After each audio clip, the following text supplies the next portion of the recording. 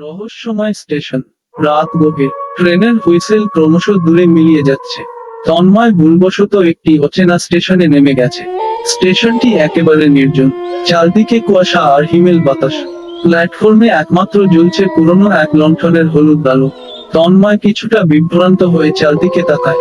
ঘড়িতে রাত 12টা। স্টেশনের সাইনবোর্ডে লেখা অমৃতসর স্টেশন। এমন নাম সে আগে কখনো শুনেনি। আশেপাশে কোনো দোকান বা লোকজনের চিহ্ন নেই। প্ল্যাটফর্মের এক প্রান্তে অদ্ভুতভাবে দুলছে একটি কাক। হঠাৎ পেছনে থেকে চাপা কণ্ঠে কেউ বলে উঠল, তোমাকে ওরা দেখে ফেলেছে।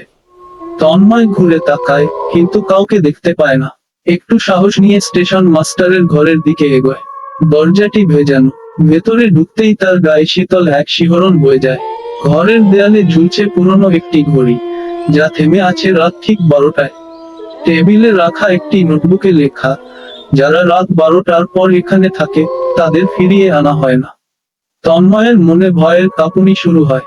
সে দ্রুত স্টেশন থেকে বের হতে চায়, কিন্তু প্ল্যাটফর্মে নেমে দেখে যে ট্রেন লাইনটি পুরোপুরি কুয়াশায় ঢেকে গেছে। দূরে থেকে একটি কালো ছায়া তার দিকে এগিয়ে আসছে। তন্ময় দৌড়াতে চায়, কিন্তু তার পা যেন মাটিতে আটকে গেছে। ছায়াটি কাছে আসতেই তন্ময় দেখতে পায় একটি বিকৃত মুখ, যার চোখ দুটো আগুনের মতো জ্বলছে। ছায়াটি ফিসফিস করে বলে, তুমি ফিরে যেতে পারবে না। তন্ময়ের মুখ দিয়ে কোনো শব্দ বের হয় না। চারপাশে কেবল শুনতে পায় বাতাসের হাহাকার আর তার নিজের হৃৎপিণ্ডের গগনবিদারী স্পন্দন। পরদিন সকালে স্থানীয় লোকজন স্টেশনে এসে শুধু একটি জীর্ণ ক্যামেরা পড়ে থাকতে দেখে। তন্ময়ের কোনো খোঁজ আর কখনো মেলেনি। এখানেই গল্পটির সমাপ্তি ঘটে। বন্ধুরা, কেমন লাগলো আজকের এই ভৌতিক ঘটনাটি?